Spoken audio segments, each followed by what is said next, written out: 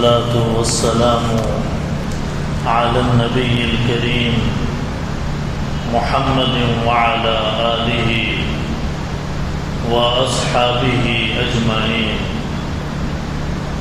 أما بعد، فقد قال الله تبارك وتعالى في القرآن المجيد: أعوذ بالله من الشيطان الرجيم، بسم الله الرحمن الرحيم. سبحان الذي أسرى بعبده ليلا من المسجد الحرام إلى المسجد الأقصى الذي باركنا حوله لنريه من آياتنا إنه هو السميع البصير. وقال النبي عليه الصلاة والسلام: طوبى للشام فإن ملائكة الرحمن باسطة أجنحتها عليها، أو كما قال عليه الصلاة والسلام. سبحان ربك رب العزة عما يصفون، وسلام على المرسلين، والحمد لله رب العالمين. اللهم صل على سيدنا محمد وعلى آل سيدنا محمد وبارك وسلم. اللهم صل على سيدنا محمد وعلى آل سيدنا محمد وبارك وسلم. اللهم صل على سيدنا محمد وعلى آل سيدنا محمد وبارك وسلم.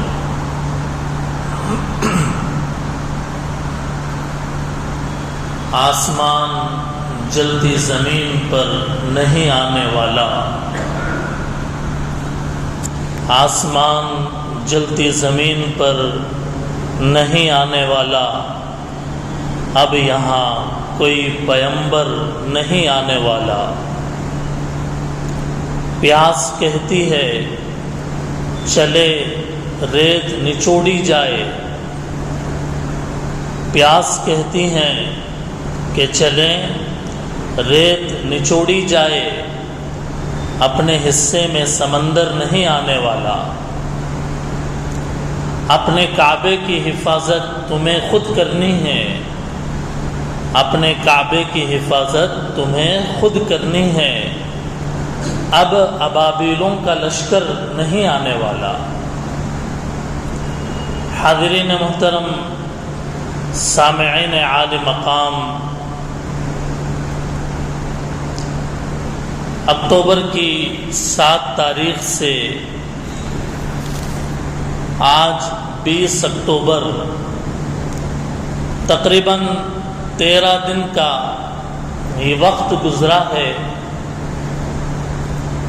عالمی سطح پر فلسطین کے سرزمین پر جو حالات مسلمانوں کے ساتھ پیش آ رہے ہیں وہ انتہائی تکلیف دہ، انتہائی آدمی کو ہلا دینے والے حالات ہیں. بہت سارے مسلمانوں کو اس کی نوعیت کا اندازہ نہیں ہے. وہ 2 ملکوں کی لڑائی سمجھ رہے ہیں کہ 2 ملک آپس میں کسی معاملے میں جھگڑ رہے ہیں، ہمارا اس سے کوئی لینا دینا نہیں ہے. آج ارادہ یہ ہوا کہ عالمی حالات پر ایک نظر ڈالی جائے اور فلسطین کی سرزمین کے تعلق سے اسلام کی روشن ہدایات کیا ہیں اس کو بیان کیا جائے، تاکہ نہ صرف یہ کہ نوجوانوں کو بلکہ پوری امت کو، مردوں کو، عورتوں کو اس کی اہمیت کا صحیح اندازہ لگایا جا سکے. محترم بزرگوں، یہ جنگ جو فلسطین کی سرزمین پر بپا ہے، یہ مسلمانوں اور یہودیوں کے درمیان میں ایک خطرناک تاریخ کی جنگ ہے، جس کے اندر ایک طرف کلمہ پڑھنے والے اور اللہ تعالیٰ کے معبود برحق ہونے کا اقرار کرنے والے اور محمد صلی اللہ علیہ وسلم کے آخری نبی اور رسول ہونے کا اعتراف کرنے والے مسلمان ہیں، تو دوسری طرف یہودی قوم ہے۔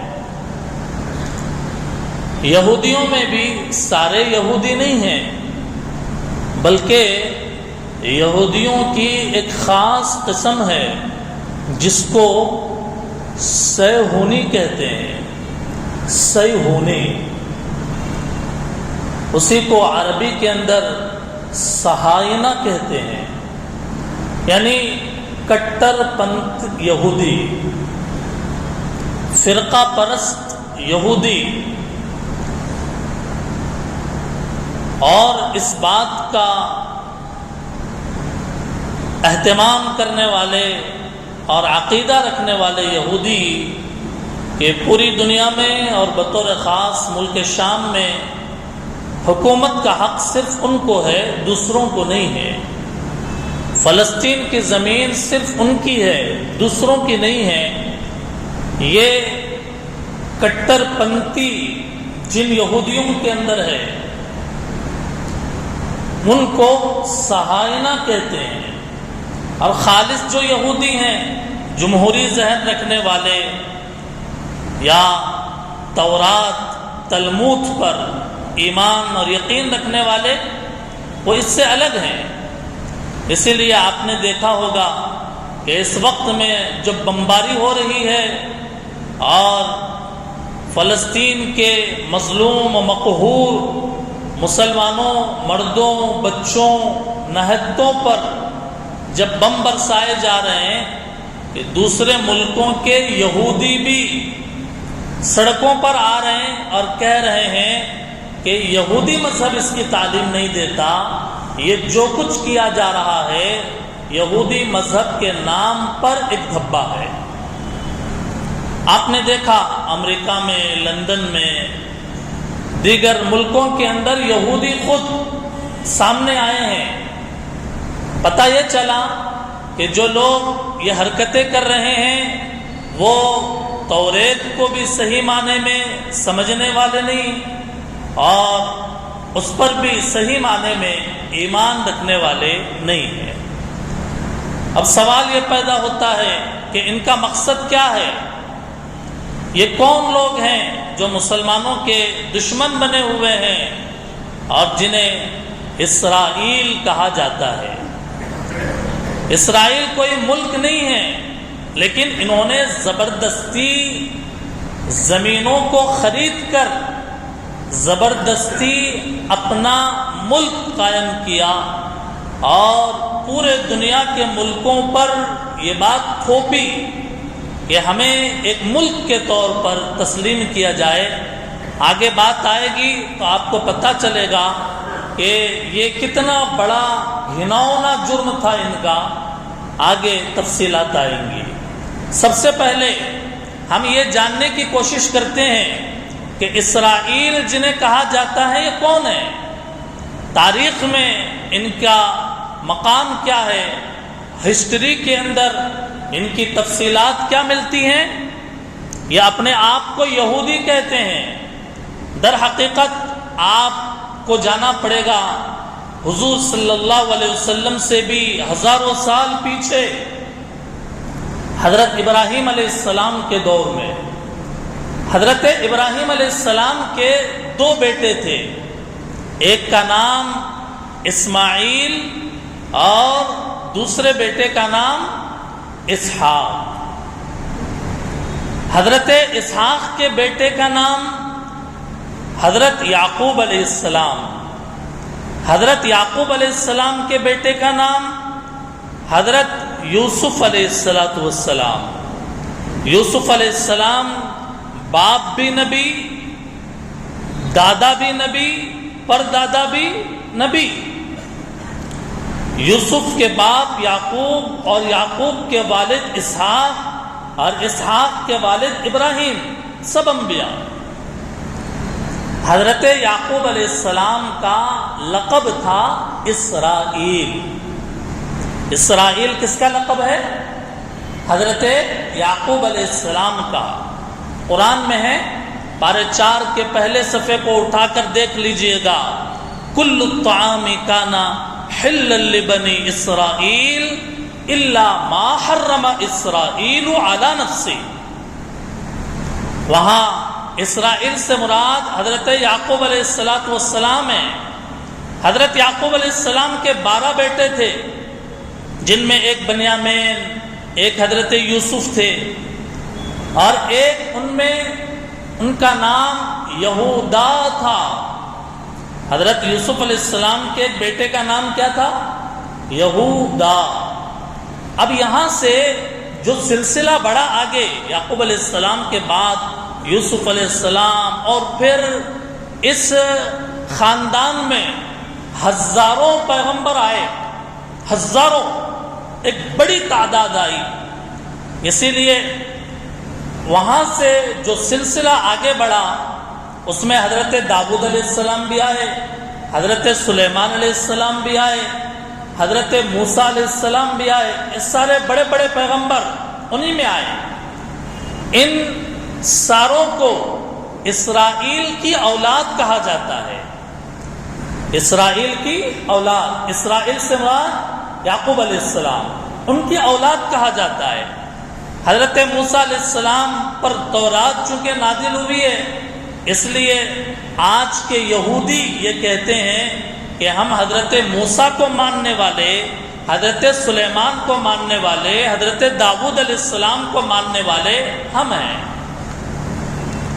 اسی لیے ان کو اسرائیل کہا جاتا ہے، یہ نام لیتے ہیں یعقوب علیہ السلام کا۔ یہ کہتے ہیں کہ ہمارے خاندان میں ایک پیغمبر آئے سلیمان، اور حضرت سلیمان کی حکومت پوری دنیا کے اوپر تھی۔ جب پوری دنیا کے اوپر حکومت تھی تو حکومت کرنے کا اختیار صرف ہم کو ہے۔ یہ کہتے ہیں کہ حضرت یوسف علیہ السلام بادشاہ بنائے گئے، آپ بادشاہ بنائے گئے، لہذا بادشاہت کا اختیار بھی ہمارا ہے۔ یہ کہتے ہیں فلسطین کی سرزمین پر داؤد علیہ السلام کو بھیجا گیا، اسی لیے ہماری زمین ہے، یہ فلسطین کی سرزمین ہے۔ یہ ان کی وہ تاریخ ہے بالکل ابتدائی۔ اللہ کے نبی صلی اللہ علیہ وسلم کے آنے سے پہلے ان کو بیت المقدس حوالے کیا گیا تھا۔ اللہ تعالیٰ نے ان پر کرم فرمایا اور ان کو بیت المقدس حوالے کیا، لیکن جب کبھی ان کو بیت المقدس کے اوپر قبضہ دیا جاتا تھا، یہ نافرمان ہو جاتے تھے، اللہ تعالیٰ کے باغی بن جاتے تھے۔ 6 مرتبہ ایسا ہوا، 6 مرتبہ ایسا ہوا کہ ایک مرتبہ بیت المقدس حوالے کی گئی، نافرمانی پر اتر آئے، اللہ تعالیٰ نے ایک بادشاہ کو مسلط کیا، پھر سدھر گئے، پھر انہیں بیت المقدس دی گئی، پھر وہ نافرمان ہوئے، دوسرے بادشاہ ہوتے 6 بادشاہ، 6 چھوٹے بڑے بادشاہوں نے بیت المقدس سے یہودیوں کو باہر کیا، فلسطین کی سرزمین سے ان کو بھگایا۔ اب وہ تفصیلات کا موقع نہیں ہے، جو حضرات دیکھنا چاہتے ہیں وہ حضرت مولانا مفتی شفیع صاحب رحمۃ اللہ علیہ کی معرف القرآن دیکھ لیں، اور اسی طریقے سے بیان القرآن، علامہ تھانوی رحمۃ اللہ علیہ کی بیان القرآن پڑھ لیں، تفسیر حقانی دیکھ لیں، وہ جو 6 جنگیں ہیں ان کی تفصیلات اس کے اندر ہے۔ آخری حملہ جو ہوا اللہ کے نبی علیہ السلام کے دنیا میں آنے سے 300-400 سال پہلے، نام کا ایک بادشاہ ان کے اوپر مسلط ہوا اور ان کو بیت المقدس سے باہر بھگا دیا، فلسطین سے ان کو باہر کر دیا۔ اس کے بعد سے 19ویں صدی تک 1922 عیسوی تک یہ ان کو اجازت نہیں تھی بیت المقدس آنے کی۔ میرے محترم بزرگوں، آپ نے سنا ہے کہ حضرت عمر فاروق رضی اللہ تعالیٰ عنہ نے بیت المقدس فتح کیا۔ آپ کو یہ بات بھی معلوم ہے کہ فاتح بیت المقدس سلطان صلاح الدین ایوبی رحمۃ اللہ علیہ ہیں، لیکن حضرت عمر رضی اللہ تعالیٰ عنہ نے جو بیت المقدس کو فتح کیا ہے وہ یہودیوں کے مقابلے میں نہیں، بلکہ حضرت عمر رضی اللہ تعالیٰ عنہ کے دور میں بیت المقدس پر عیسائیوں کا قبضہ ہو گیا۔ چنانچہ حضرت عمر رضی اللہ تعالیٰ عنہ نے ان عیسائیوں کے ہاتھوں سے بیت المقدس کو چھینا، یعنی فتح کیا۔ ایسے ہی کئی سال تک اسلام کا قبضہ اس کے اوپر رہا، بیت المقدس کے اوپر۔ پھر اس کے بعد تقریباً 90 سال سے کچھ زیادہ وقت پھر سے عیسائیوں کے قبضے میں بیت المقدس چلا گیا۔ اب اس کو چھڑانے کے لیے صلاح الدین ایوبی رحمۃ اللہ علیہ نے جہاد کیا اور بیت المقدس کو فتح دلوائی، بیت المقدس کو فتح کر لیا۔ یہ تاریخ ہے، اس کی واقفیت ہمارے لیے ضروری ہے۔ یہودیوں کا ایشو تھا ہی نہیں، اللہ کے نبی کے زمانے کے بعد سے یہودیوں کا ایشو تھا ہی نہیں بیت المقدس پر، عیسائیوں کا قبضہ تھا۔ عمر رضی اللہ تعالیٰ عنہ نے وہ قبضہ چھڑایا، عیسائیوں کا پھر قبضہ ہو گیا، صلاح الدین ایوبی رحمۃ اللہ علیہ نے پھر سے اس کو چھڑایا، حتیٰ کہ پوری 1000 سال سے زیادہ کی تاریخ میں مسلمانوں کا قبضہ رہا خلافت عثمانیہ کے خاتمے تک۔ خلافت عثمانیہ، آج جو عرب کنٹریز ہیں، تقریباً 56-57 عرب کنٹریز ہیں، چھوٹے چھوٹے عرب کے ممالک ہیں، یہ پورے اس وقت میں ایک ملک شمار ہوتے تھے اور اس کا نام خلافت عثمانیہ رکھا گیا تھا۔ اب خلافت عثمانیہ کا جب خاتمہ ہوا تقریباً 1922 عیسوی میں، تو اس وقت میں یہ سرزمین برطانیہ کے قبضے میں چلا گیا، مسلمانوں کو یہاں رہنے کی اجازت دی گئی، یہودیوں کا مسئلہ ہی نہیں پیدا ہوا۔ اور اس کے بعد جب جنگ عظیم کے بعد ہٹلر نے یہودیوں میں لاکھوں یہودیوں کو تہہ تیغ کیا اور ان کو پناہ دینے کے لیے کوئی ملک باقی نہ رہا، تو اس وقت میں فلسطین کے مسلمانوں نے ان یہودیوں کو اپنے ملک کے اندر پناہ دی۔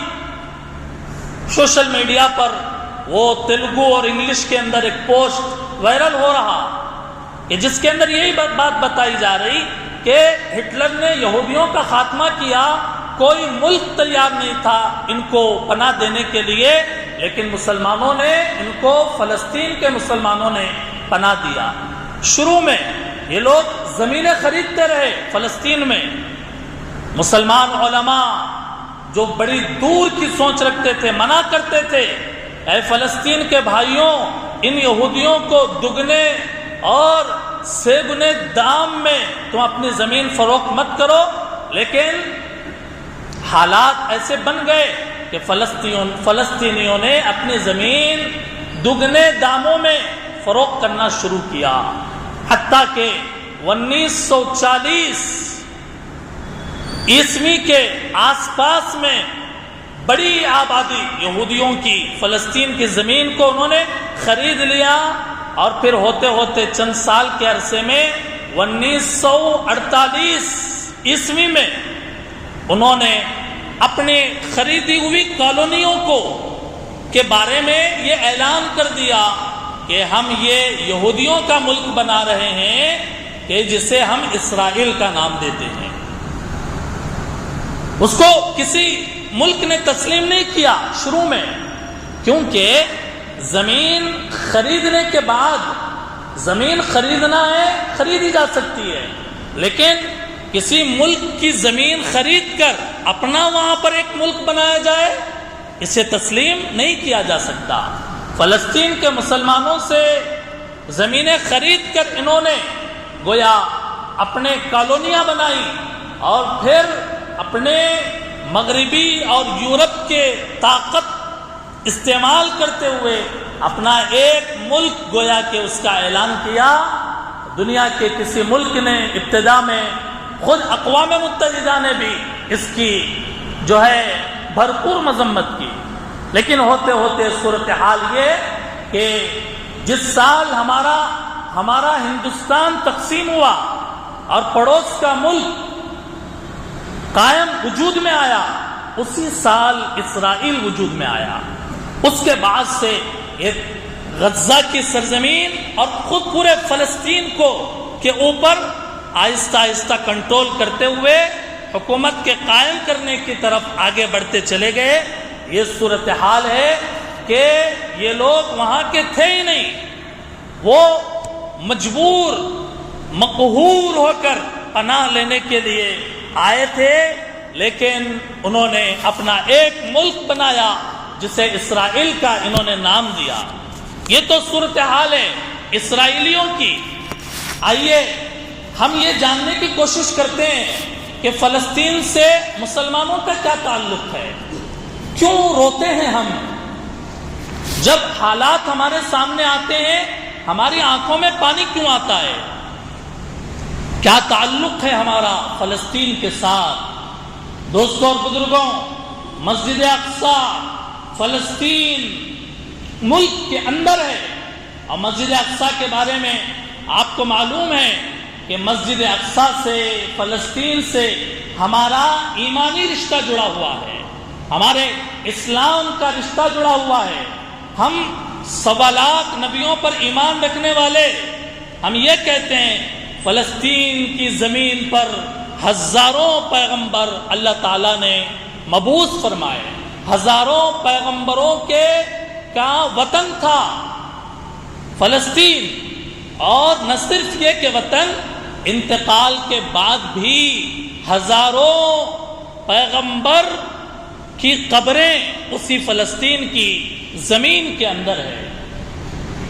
یہ بات ہی کیا کم ہے کہ مسلمان آج مکۃ المکرمہ میں کعبۃ اللہ، خانہ کعبہ کی طرف رخ کر کے آج نماز پڑھتا ہے، لیکن بھائیوں ایک وقت تھا کہ جب مسلمان اپنی نماز فلسطین کے مسجد اقصی کی طرف رخ کر کے نماز پڑھتا تھا۔ اسلام میں اللہ کے نبی علیہ السلام کے معراج کی بات آتی ہے، اللہ کے نبی کو مسجد حرام سے ڈائریکٹ آسمانوں پر نہیں لے جایا گیا، بلکہ اللہ کے نبی کو مسجد حرام سے، مکۃ المکرمہ سے پہلے فلسطین کی زمین میں مسجد اقصی میں لے جایا گیا، اور وہاں پر نبی علیہ السلام نے نبیوں کی امامت فرمائی ہے۔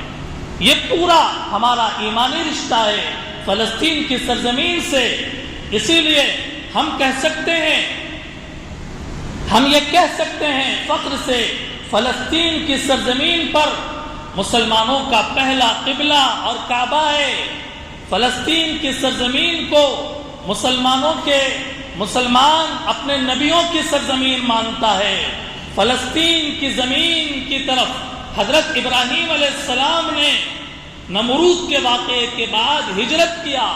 فلسطین کی زمین ہی میں حضرت سلیمان علیہ السلام رہ کر پوری دنیا کے اوپر حکومت کرتے تھے۔ فلسطین کی زمین پر ہی داؤد علیہ السلام رہا کرتے تھے۔ فلسطین کی زمین پر ہی حضرت لوط علیہ السلام کو اللہ تعالیٰ نے ان کے بری قوم سے نجات عطا فرمایا۔ فلسطین کی زمین ہی کی طرف حضرت موسیٰ علیہ السلام کو ہجرت کرنے کا حکم دیا۔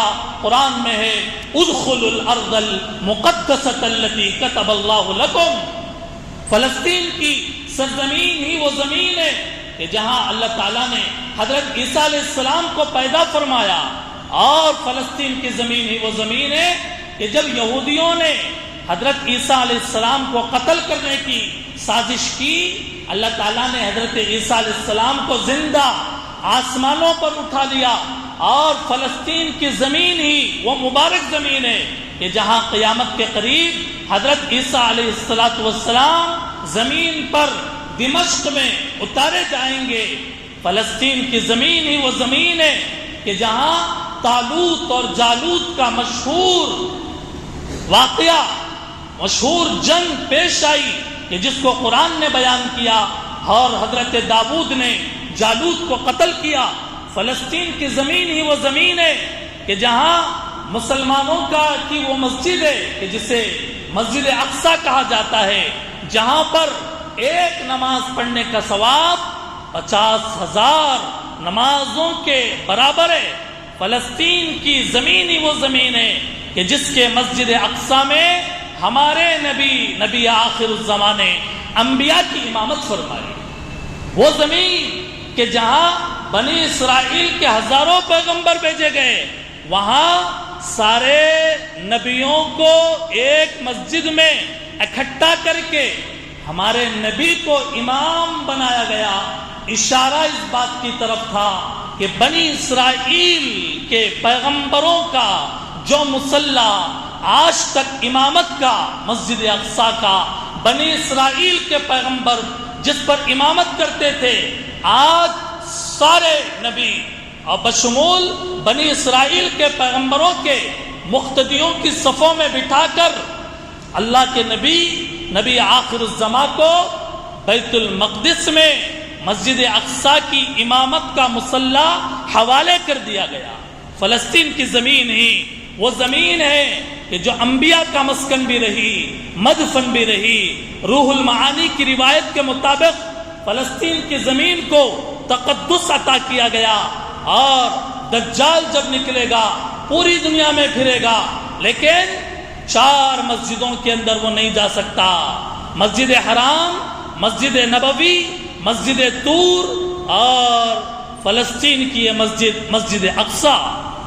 دوستوں اور بزرگوں، خلاصہ یہ ہے کہ فلسطین کے چپے چپے میں تاریخ سانس لیتی ہے، جہاں کا ایک ایک ذرے میں خوشبو بسا ہوا ہے۔ اس لیے مسلمان فلسطین سے محبت کرتا ہے، مسجد اقصی سے محبت کرتا ہے، وہاں کے مسلمانوں سے محبت کرتا ہے، کیونکہ پورے دنیا کے مسلمانوں کی ذمہ داری تھی مسجد اقصی کی حفاظت کی، لیکن پورے دنیا کے مسلمان وہ نہیں کر سکتے تھے جو آج فلسطین کے مظلوم مسلمان کر رہے ہیں۔ دوستوں اور بزرگوں، آج صورتحال کیا ہے؟ 7 اکتوبر سے جو فلسطین کی زمین کے اوپر بربریت کا اور فحاشیت کا، حیوانیت کا، درندگی کا، قتل و غارت گری کا، آتش بازی کا، عمارتوں کو گرانے کا جو اندھا دھند بمباری ہو رہی اور جو میزائل داغے جا رہے ہیں، دوستوں اور بزرگوں، آنکھیں ترس جاتی ہیں اور دل رو پڑتا ہے جب اس منظر کو یاد کیا جاتا ہے۔ آج بھی ان فلسطین کے مظلوم معصوم مسلمانوں پر کھانا، پانی اور بجلی سب چیزیں بند کر دی گئی ہے۔ اس کے باوجود جذبہ ایمانی ہے فلسطین کے مسلمانوں کا۔ لاشیں اتنی مقدار میں کہ سرد خانوں میں، برف میں رکھنے کے لیے جگہ باقی نہیں رہی۔ باہر آئس کریم کے ٹرکوں کے اندر لاشیں رکھی جا رہی ہے تاکہ وہ خراب نہ ہو۔ بچوں کو اتنی بڑی مقدار میں زخمی کر کے انہیں شہید کیا گیا کہ جب 30-40 بچوں کو ایک لمبے گڑھے کے اندر لٹایا گیا، دیکھ کر ترس آتا ہے کہ ایسا لگتا ہے یہ خون میں نہائے ہوئے اللہ کے یہ معصوم بندے جنہوں نے ابھی دنیا نہیں دیکھی، لیکن ایک گڑھے کے اندر وہ لیٹ کر آرام کر رہے ہیں۔ 4 ماہ کا بچہ زخمی ہو کر کراہ رہا ہے۔ بعض بچوں کے پیٹوں کی آتیں نکل کر باہر آ گئی. اور حال ہی میں المستشفى الاہلی العربی ہاسپٹل کے اوپر جو حملہ کیا گیا، جس کے اندر شہیدوں کی لاشیں، جس کے اندر بیمار، کہ جس کے اندر زخمی، جس کے اندر مرد، عورتیں، ڈاکٹر اور پورے ہاسپٹل کا سٹاف تھا، ظالموں کو رحم نہیں آیا. اور کیوں رحم آئے گا ان بدقماشوں کو؟ کیوں رحم آئے گا ان بد کرداروں کو؟ انہوں نے تو نبیوں کو قتل کیا، ایک ایک دن میں 500 نبیوں کو قتل کیا. انہیں رحم کیوں آئے گا بچوں کے مارنے پر؟ انہوں نے ولیوں کو قتل کیا، انہوں نے انبیاء کو شہید کیا ہے. آج صورتحال اتنی صفاق ہوئی ہے کہ اس ہاسپٹل کے اوپر جب حملہ کیا گیا 500 لوگ بیک وقت ایک حملے میں مارے گئے. ایک نیا شادی شدہ جوڑا کہ جو ابھی شادی جس کی ہوئی تھی، اس کے بیوی کے شوہر کا انتقال ہوا، اور وہ بیوی اپنے شوہر کے جنازے پر لاش کے پاس کھڑے ہو کر قرآن ہاتھ میں لے کر اپنے شہید شوہر کے سینے پر وہ قرآن رکھ کر کہتی ہے، میری ابھی تو شادی ہوئی تھی، تم چلے گئے وقت سے پہلے، لیکن میں اللہ کے فیصلے پر راضی ہوں. مجھے خوشی ہے کہ تم شہید ہوئے ہو. تم حضرت حسن کے پاس پہنچو گے، تم حضرت حسین کے پاس پہنچو گے، تم ماں خدیجہ کے پاس پہنچو گے، ماں عائشہ کے پاس پہنچو گے. 5 سال کا بچہ سہما ہوا، ڈرا ہوا، آنکھوں میں ڈر کپا رہا ہے، ہاتھ اور پیر کانپ رہے ہیں، دور کھڑا ہوا یوں ہی دیکھ رہا ہے، لیکن اور اس کو بات کرنے کے لیے ہمت نہیں ہو رہی ہے. سینے کے اندر درد کا، غم کا ایک طوفان ہے، لیکن اس کی زبان ساتھ نہیں دے رہی. قریب کے کسی آدمی نے اس کو قریب لے کر اپنے سینے سے لگایا. وہ بچہ پھوٹ کر رونے لگا، وہ بچہ چیخ کر رونے لگا. اور یہ حالات بڑے بھیانک ہیں. دوستوں اور بزرگوں، ان سب کے باوجود، ان سب ظلم کے باوجود، ان سب عدوان کے باوجود، ان کے عمارتوں کو، بلڈنگوں کو گرانے کے باوجود، آج فلسطین کا مسلمان پیچھے ہٹنے کے لیے تیار نہیں ہے. سب وہ لاشوں کو زمین پر بچھا کر نعرہ اللہ کی بڑائی کا لگاتا ہے. کسی بھی فلسطین کے کہ جس کا گھر گرا دیا گیا، جس کے ماں باپ کا انتقال ہو گیا، جس کے ماں باپ کو شہید کر دیا گیا، اور اس کو وہ ادھر ادھر ٹہل رہا، لیکن اس کی زبان پر شکایت کا ایک کلمہ نہیں ہے. وہ اپنی زبان سے بس ایک ہی کہتا ہے، حسبنا اللہ، اللہ ہمارے لیے کافی ہے، اللہ ہمارے لیے کافی ہے. اور اللہ ان کے لیے کافی ہے، ان یہودیوں کے لیے. آج یہ مار رہے ہیں. دوستوں اور بزرگوں، وہ ایمان کہاں سے لائیں جو فلسطینیوں کا ایمان ہے؟ اتنا ستم ہونے کے باوجود زبان پر کوئی شکوہ، کوئی شکایت کا لفظ نہیں آ رہا. بس یہ کہہ رہے ہیں، لا الہ الا اللہ، اللہ یکفی، اللہ یکفی، اللہ کافی، انا صابر، حسبنا اللہ ونعم الوکیل. یہ الفاظ ان کے زبان کے اوپر جو ہے ایک فلسطین کا مرد مجاہد، ایک بلڈنگ کہ جس کا پوری عمارت نیچے گر گئی، اس بلڈنگ کے ملبے کے اوپر کھڑے ہو کر کہتا ہے، اے امریکہ اور یا اسرائیل، اے اقوام متحدہ، یہ دنیا کی آزاد لوگوں، آج تم ہماری عمارتوں کو گرا کر، ہمارے بچوں بڑوں کو شہید کر کر، عورتوں کو شہید کر کر، کیا تم یہ سمجھ رہے ہو کہ تم نے ہم کو ہرا دیا؟ کیا تم نے ہماری ہمتوں کو پست کر دیا؟ کیا تم یہ سمجھ رہے ہو کہ آج ہم اپنا ملک فلسطین چھوڑ کر جائیں گے؟ نہیں، ہرگز نہیں. تم ہمیں قیامت تک ہرا نہیں سکتے، تم ہماری ہمتوں کو نہیں توڑ سکتے. آج رہنے کے لیے اگر ہمارے سروں پر چھت نہیں ہے، ہم اسی زمین پر سوئیں گے جس زمین کے اوپر ہمارا مکان تھا، اور صرف اللہ سے ہم کہیں گے، اے اللہ مدد فرمائیے. دوستوں اور بزرگوں، ایسے حالات کے اندر مسلمانوں کو کیا کرنا چاہیے؟ مسلمانوں کو چاہیے کہ وہ قنوت نازلہ کا اہتمام کریں. فجر کی نماز میں دوسری رکعت میں رکوع سے اٹھنے کے بعد قنوت نازلہ کی دعا پڑھی جاتی ہے، جس پر آمین کہا جاتا ہے، اللہ سے مدد مانگی جاتی ہے، لیکن افسوس کا مقام ہے، حالات اتنے بگڑ رہے، لیکن فجر کی نماز میں ہماری صفوں میں مصلی نہیں ہے، ہماری صفوں میں مصلی نہیں ہے، حالات اتنے بگڑ گئے، آج فجر کی نماز میں امت اٹھ کر ان اپنے بھائیوں کے لیے رونے دھونے کے لیے تیار نہیں ہے۔ اللہ کے بندوں، وقت کب آئے گا اور سدھرنے کا اور سنبھلنے کا وقت کب آئے گا؟ آج بھی ہمیں ہماری نیند عزیز، آج بھی ہمیں ہمارے بستر عزیز ہے، آج بھی ہم اپنے زندگی کا روٹین چینج نہیں کرنا چاہتے۔ دوستوں اور بزرگوں، سب سے پہلا کام قنوت نازلہ کا اہتمام کریں۔ الحمدللہ جامع مسجد کے اندر کئی دنوں سے قنوت نازلہ کا اہتمام ہو رہا ہے۔ دوسرا کام کرنے کا، بکثرت دعا کریں۔ انسان کے لیے دعا مومن کا ہتھیار ہے۔ دعا کریں اللہ رب العزت سے کہ اللہ تعالی مدد نازل فرمائے اور اللہ تعالی ان فلسطینیوں کے لیے آسمان سے مدد نازل فرمائے۔